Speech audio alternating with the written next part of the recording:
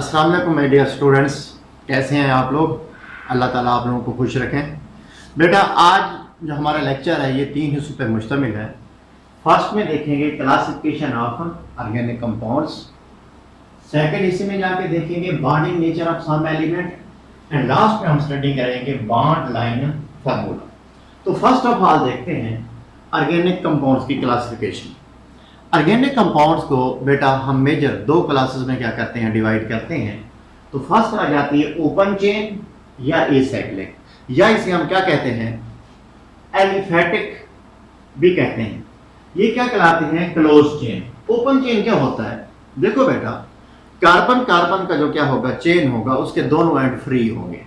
जैसे कोई चेन होता है, आप क्या करते हैं, चेन है गले के अंदर आप क्या करते हैं डालते हैं, एक एंड इस हाथ में पकड़ा हुआ है, एक इधर है, इसके दोनों एंड क्या हैं फ्री हैं। जो ही आप इसको गले में डाल के आप क्या लगा देते हैं, उसका लॉक लगा देते हैं, तो क्या बन जाता है, क्लोज चेन बन जाता है। यानी कि ऐसा चेन जिसके अंदर दोनों उसके एंड क्या है फ्री हैं, वो क्या कहलाता है, ओपन चेन कहलाता है। अगर वो रिंग की सूरत में आ जाए तो उसे हम क्या कहते हैं, क्लोज चेन कहते हैं। तो पहले आप क्या करें, ओपन चेन को क्या कर लें, डिफाइन कर लें। The open chain the compound contains open chain of carbon atom. और क्लोज चेन को कैसे डिफाइन करेंगे, organic compounds contain close chain और ring of atoms are called close chain. अब बेटा ये 2 तरह के हो सकते हैं, straight chain and branch chain. Straight chain क्या होगा, जैसे मैंने ये बनाया है, ऐसा लॉन्ग चेन होगा जिसके ऊपर कोई ब्रांच नहीं होगी, यानी कि ये क्या होगा, विदाउट ब्रांच होगा, विदाउट ब्रांचेस। और ये जो है ये ऐसा लॉन्ग चेन होगा जो विद क्या होगा, ब्रांचेस होगा।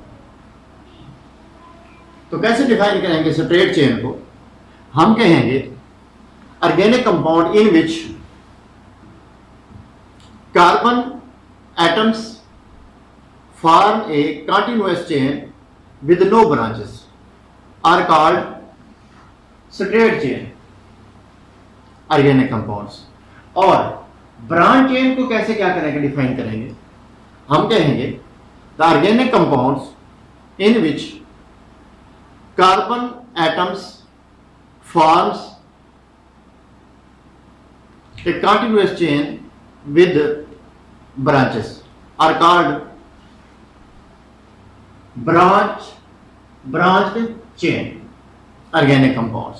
उसके बाद ये जो ओपन चेन है ये बेटा 2 हिस्सों में क्या हो जाते हैं, डिवाइड हो जाए। कौन कौन से, saturated hydrocarbon and unsaturated. Saturated hydrocarbon क्या होंगी, जिसके ऊपर हम मजीद हाइड्रोजन क्या कर सकते हैं, ऐड नहीं कर सकते। The hydrocarbon at which no more hydrogen can be added, जिसके ऊपर मजीद हाइड्रोजन ऐड नहीं हो सकती। और अनसैचुरेटेड क्या होंगे, ऐसी हाइड्रोकार्बन होंगी जिसके अंदर हम मजीद हाइड्रोजन क्या कर सकते हैं, ऐड कर सकते हैं। इसी तरीके से इसको भी डिफाइन कर लें, the hydrocarbon at which more hydrogen can be added, जिसपे हम मजीद हाइड्रोजन क्या कर सकते हैं, ऐड कर सकते हैं। तो इसमें फर्स्ट जो कैटेगरी आ जाएगी सैचुरेटेड के अंदर, जब हम देखेंगे तो वो क्या आ जाएगी, अल्केन। अल्केन क्या होती है, वो कार्बन प्लस हाइड्रोजन और सारे के सारे उसके अंदर सिंगल बॉन्ड यानी कि क्या होते हैं, सिग्मा बॉन्ड होते हैं, उसे हम अल्केन कहते हैं।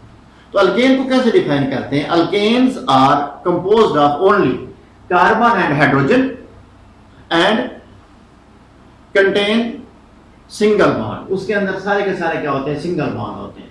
और जो अल्कीन्स है ये कार्बन प्लस हाइड्रोजन साथ में डबल बॉन्ड पे क्या होती है, मुश्तमिल होती है। इसके अंदर क्या मौजूद होगा, डबल बॉन्ड मौजूद होगा। तो अल्कीन्स को कैसे डिफाइन करेंगे, the hydrocarbon at which the hydrocarbon that contain 1 or more carbon carbon double bonds are called alkenes.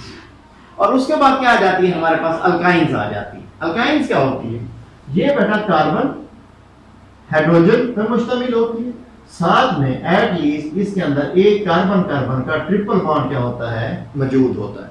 तो इसको भी साथ साथ डिफाइन करते चलेंगे।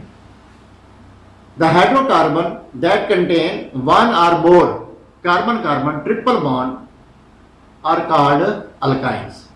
अब हम आते हैं क्लोज चेन की तरफ। मैंने आपको डिफाइन कर दिया है कि ये क्या होते हैं, रिंग की सूरत में क्या होते हैं, मौजूद होते हैं। ये दो तरह के होते हैं, होमोसाइक्लिक एंड हेटेरोसाइक्लिक। होमोसाइक्लिक में क्या होगा कि सारे के सारा जो रिंग होगा वो कार्बन के एटमों पे क्या होगा, मुश्तमिल होगा। और हेटेरोसाइक्लिक क्या होंगे, कार्बन के साथ साथ कोई और एटम भी उसके अंदर है मौजूद होगा। तो इसको भी आप क्या करें, डिफाइन करें होमोसाइक्लिक को। The compound contain ring of carbon atoms, जिसमें कार्बन एटम का क्या होता है, रिंग मौजूद होता है। ठीक है। और हेटेरोसाइक्लिक को कैसे डिफाइन करेंगे, the compound which contain the ring of carbon carbon atoms along with few hetero atoms. अब वो हेटेरो एटम्स कौन कौन से हो सकते हैं, वो बेटा इसके अंदर नाइट्रोजन हो सकती है, ऑक्सीजन हो सकती है, सल्फर इसके साथ क्या कर सकती है, एग्जिस्ट कर सकती है। अब ये जो हेटेरोसाइक्लिक है, ये फिर दो कैटेगरीज में इसको हम डिवाइड कर देते हैं, एक एरोमेटिक और दूसरे क्या आ जाते हैं, नॉन एरोमेटिक। एरोमेटिक को हम बाद में जाके क्या कहेंगे, डिफाइन करेंगे। इसी तरीके से जो होमोसाइक्लिक है, इनको भी हम दो हिस्सों में डिवाइड करते हैं, एरोमेटिक जिसको हम बाद में डिफाइन करेंगे, और उसके बाद क्या होते हैं, एलिसाइक्लिक। एलिसाइक्लिक क्या होते हैं, जिसके अंदर कार्बन कार्बन का चेन मौजूद होता है और साथ में क्या होते हैं, सिंगल बॉन्ड क्या होते हैं, मौजूद होते हैं। और सॉरी, इसके अंदर क्या होते हैं, सिंगल बॉन्ड भी हो सकते हैं, डबल बॉन्ड भी हो सकते हैं, यानी कि ये सैचुरेटेड भी हो सकता है और अनसैचुरेटेड भी हो सकता है। तो कैसे डिफाइन करेंगे, those hydrocarbon in which all or some of the carbon atoms are arranged in a ring। उनमें से सारी की सारी या उनमें से कुछ रिंग की सूरत में क्या होंगी, मौजूद होंगी। अगर उस रिंग के अंदर डबल बॉन्ड मौजूद होगा तो उसे हम किसका नाम देंगे, अनसैचुरेटेड का। अगर क्या होगा, सारे के सारे सिंगल बॉन्ड होंगे तो उसे हम किसका नाम देंगे, सैचुरेटेड एलिसाइक्लिक कंपाउंड का क्या देंगे, नाम देंगे। और एरोमेटिक कंपाउंड को बेटा हम आगे जाके इसके जब स्ट्रक्चर को क्या करेंगे, डिस्कस करेंगे, तो उस वक्त डिफाइन करेंगे। ठीक है। तो ये आपने क्या करना है, नोट कर लेना है, ये आपकी बुक के अंदर अवेलेबल है और इसको पढ़ लीजिएगा। और खास तौर पे इनकी डेफिनेशन और ये दो इनकी क्या आनी चाहिए, आपको एग्जांपल भी आनी चाहिए। अब हम आते हैं bonding nature of some element की तरफ। देखो बेटा, जब कार्बन का एटम 4 बॉन्ड बना रहा हो, उसके ऊपर कोई चार्ज मौजूद नहीं होता, और जब वो 3 बॉन्ड बना रहा होगा, उसके ऊपर +1 चार्ज हो।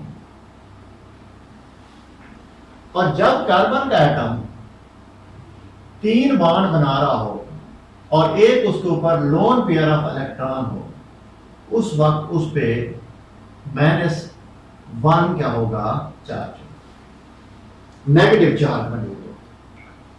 इसी तरीके से नाइट्रोजन का एटम जब 3 बॉन्ड बना रहा हो और एक लोन पेयर ऑफ इलेक्ट्रॉन रखता हो तो उस पर कोई चार्ज नहीं होता। जब वो क्या कर रहा होगा, 4 बॉन्ड बना रहा होगा तो +1। जब वो 2 बॉन्ड बना रहा हो और 2 लोन पेयर ऑफ इलेक्ट्रॉन रखता हो तो उस पर क्या होगा, -1 चार्ज होगा। ऑक्सीजन के एटम की अगर बात करें, जब वो 2 बॉन्ड बना रहा होगा और उसके पास 2 लोन पेयर होंगे, उस वक्त वो न्यूट्रल होगा, उसके ऊपर कोई चार्ज मौजूद नहीं होगा। और जब वो क्या कर रहा होगा, 3 बॉन्ड बना रहा होगा, एक लोन पेयर होगा उसके पास, उस वक्त उस पर पॉजिटिव चार्ज होगा। और जब वो एक बॉन्ड बना रहा हो और 3 उसके पास क्या होंगे, लोन पेयर ऑफ इलेक्ट्रॉन, तो उस पर क्या होगा, -1 चार्ज होगा। हैलोजेंस है, फ्लोरीन, क्लोरीन, ब्रोमीन, जब वो एक बॉन्ड बना रही है और 3 लोन पेयर इलेक्ट्रॉन उसके पास मौजूद हो तो उस पर कोई चार्ज नहीं होता। जब वो क्या कर रही हो, 2 बॉन्ड बना रही हो और उसके पास 2 लोन पेयर इलेक्ट्रॉन हो तो उस पर क्या होगा, प्लस चार्ज होगा, +1। और जब उसके कोई बॉन्ड ना हो और उसके पास 4 पेयर ऑफ क्या हो, इलेक्ट्रॉन हो तो उस पर क्या होगा, -1 चार्ज होगा। यानी कि जब भी हम क्या लिखेंगे इसके आगे जाके कोई कंपाउंड पढ़ेंगे, कोई रिएक्शन पढ़ेंगे, तो इन बॉन्डिंग का हमें पता होना चाहिए कि इस वक्त मॉलिक्यूल की क्या सिचुएशन है, एटम के हम कितने बॉन्ड्स बना के बैठे हैं, उस पर कितने लोन पेयर होंगे या नहीं होंगे, क्या सिचुएशन है। तो ये चीज़ हमारे लिए बहुत ज़्यादा क्या होगी, हेल्पफुल होगी। उसके बाद है बॉन्ड लाइन फार्मूला। देखिए बेटा, इस चैप्टर के अंदर या आगे हम जाके पढ़ेंगे तो अक्सर मॉलिक्यूल्स को वो इस तरह की लाइन से क्या कर देते हैं, रिप्रेजेंट कर देते हैं। तो हमें कैसे पता चलेगा इसके अंदर कौन कौन से एटम है, कैसे बॉन्ड है। तो ये जो रिप्रेजेंटेशन होती है किसी भी मॉलिक्यूल्स की, उसको हम क्या कहते हैं, बॉन्ड लाइन फार्मूले का क्या देते हैं, नाम देते हैं, बॉन्ड लाइन फार्मूला। ये बॉन्ड लाइन फार्मूला क्या होता है, या इसे हम क्या बोलते हैं, लाइन एंगल फार्मूला। देखिए बेटा, सपोज इस तरह का ये कोई मॉलिक्यूल्स है,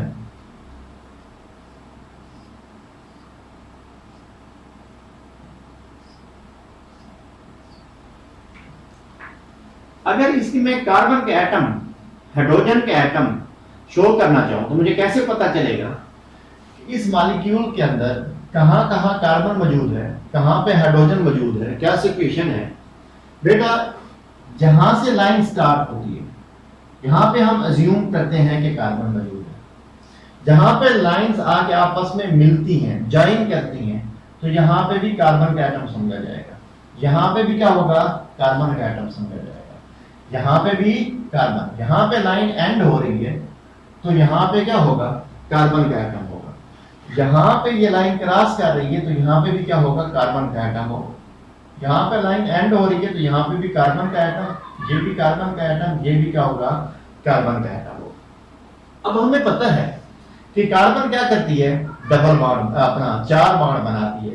तो इसका मतलब है एक बॉन्ड है तो हम एज्यूम करेंगे कि इसके ऊपर हाइड्रोजन मौजूद है, और कितनी मौजूद है, 3 हाइड्रोजन मौजूद है। यानी कि इसकी मैं स्ट्रक्चर लिखना चाहूँ तो क्या लिखूंगा, CH3, ये आ जाएगा।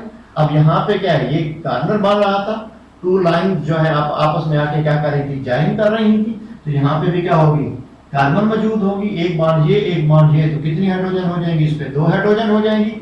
फिर इसी तरीके से यहाँ पे ये 2 लाइन जो है आपस में क्या करेंगे, मिल रही है, तो ये भी क्या होगा, कार्बन का एटम होगा। कितने बॉन्ड है, 2, तो यहाँ पे क्या होंगी, इसी तरीके से यहाँ पे कार्बन समझी जाएगी। 3 लाइन नजर आ रही है तो इसका मतलब है 3 बॉन्ड है, तो एक क्या होगी, हाइड्रोजन। अगर मैं इधर जाता हूं तो यहाँ पे ये लाइन एंड हो रही है तो इसका मतलब है यहाँ पे क्या होगी, कार्बन, एक बॉन्ड नजर आ रहा है तो ऑटोमेटिकली इसके ऊपर क्या मैं लिखूंगा, 3 हाइड्रोजन लिखूंगा। अगर इस मॉलिक्यूल को मैं इधर जाता हूं तो ये क्या होगी, कार्बन, कार्बन के 4 बॉन्ड नजर आ रहे हैं, मजीद हाइड्रोजन बनाने की जरूरत नहीं है। इधर जाएंगे तो एक कार्बन होगी, इसको क्या लिखूंगा, CH3। इधर ही जाऊंगा तो क्या लिखूंगा, CH3। इधर जाऊंगा तो क्या लिखूंगा, CH3, और यहाँ पे क्या होगी, कार्बन। तो ये इस मॉलिक्यूल्स की क्या होगा, लाइन एंगल क्या होगा, फार्मूला होगा। अगर इनके अलावा, कार्बन हाइड्रोजन के अलावा कोई एटम है तो उसको वो देगा। मिसाल के तौर पे ऐसे है, वो ऐसे लिख देता है, तो साथ से यहाँ पे एंड हो रही है, कार्बन अपना लाइन एंड हो रही है, तो आगे उसने एटम दे दिया है, तो इसका मतलब ऑक्सीजन ही है। यहाँ पे हम कार्बन का एटम नहीं लिखेंगे। अगर वो ना देता, ये ऑक्सीजन मौजूद ना होती, तो हम क्या समझते हैं, कार्बन का एटम समझते। अगर यानी कि ये यूं होता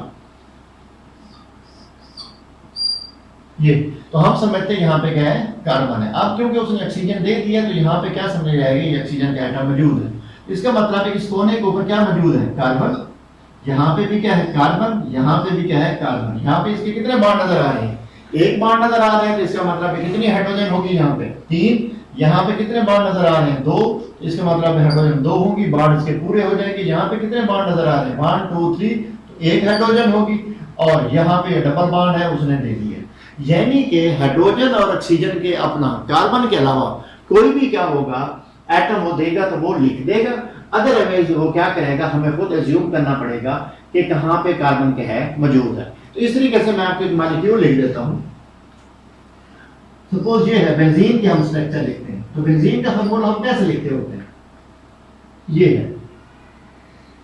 तो क्या मतलब होता है इसका, यानी कि इस कॉर्नर के ऊपर जहां पे ये 2 लाइन मिल रही हैं, तो यहाँ पे कार्बन है, यहाँ पे भी क्या है, कार्बन है, यहाँ पे भी क्या है, कार्बन, यहाँ पे भी कार्बन, यहाँ पे भी कार्बन, यहाँ पे भी कार्बन।